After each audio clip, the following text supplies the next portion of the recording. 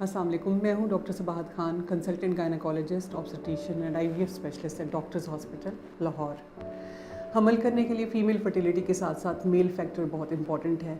Mail factors में semen की quality का रोल बहुत अहम है। सीमन की क्वालिटी में जो सीमन एनालिसिस हम करते हैं उसमें important parameters sperm count, sperm concentration यानी स्पर्म की तादाद कितनी है सीमन में, और स्पर्म मोटिलिटी यानी स्पर्म कितना रैपिडली मूव करते हैं, और स्पर्म मॉर्फोलॉजी यानी स्पर्म की बनावट के लिहाज से कितने स्पर्म्स नॉर्मल हैं।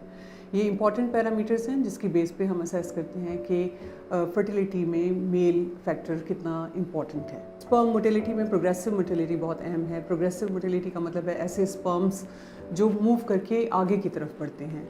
इसके अलावा कुछ स्पर्म्स ऐसे होते हैं कि जो नॉन प्रोग्रेसिव मोटिलिटी शो करते हैं, यानी मूव तो वो कर रहे होते हैं, हरकत कर रहे होते हैं, लेकिन उनकी मूवमेंट आगे की तरफ नहीं होती।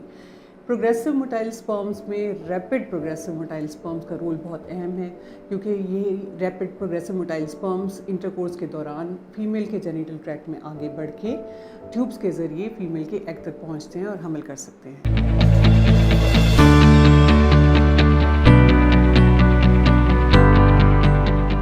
हमारा आज का टॉपिक है कि अगर हस्बैंड के सीमन क्वालिटी में स्पर्म की मोटिलिटी कम हो तो क्या किया जाए। मैं आपको बताती चलूँ कि मेल्स की फर्टिलिटी में जो सीमन की क्वालिटी है उस पर मेल्स के लाइफ स्टाइल का बहुत ज़्यादा इम्पैक्ट है। मेल्स को चाहिए कि अपना वेट मेंटेन करें, अपने वज़न को बढ़ने ना दें, रेगुलर एक्सरसाइज करें, नींद पूरी लें, स्मोकिंग को अवॉइड करें और स्ट्रेस को अवॉइड किया जाए।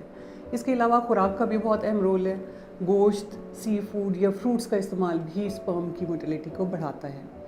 इसके अलावा कुछ सप्लीमेंट्स या न्यूट्रिएंट्स हम एडवाइस करते हैं जो स्पर्म मोटिलिटी को बढ़ाने में मदद देते हैं, जिसमें L carnitine, omega 3 fatty acids, vitamin C, vitamin E और CoQ10 का इम्पॉर्टेंट रोल है। बीइंग फर्टिलिटी कंसल्टेंट, जिन मेल्स में मोटिलिटी का इशू होता है, स्पर्म मोटिलिटी बहुत ज़्यादा नहीं होती या रैपिड मोटाइल स्पर्म ज़्यादा नहीं होते, तो फर्टिलिटी ट्रीटमेंट में हम उनको IUI का ट्रीटमेंट ऑफ़र करते हैं, यानी इंट्रा यूट्राइन इंसेमिनेशन।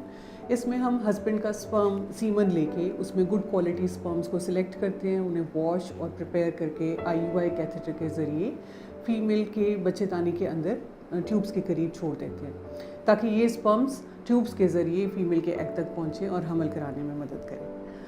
कुछ मेल्स जिनमें स्पर्म मोटिलिटी बहुत कम होती है या उनमें मोटिलिटी नहीं होती, ज़ीरो मोटिलिटी होती है, तो ऐसे केसेस में जो फर्टिलिटी ट्रीटमेंट होता है उसमें हम IVF पेशेंट को ऑफ़र करते हैं। और IVF ट्रीटमेंट में इक्सी टेक्निक के ज़रिए लैब में फीमेल के एग को और मेल के स्पर्म्स को मिलाया जाता है और एम्ब्रियो बना के हमल करवाया जाता है।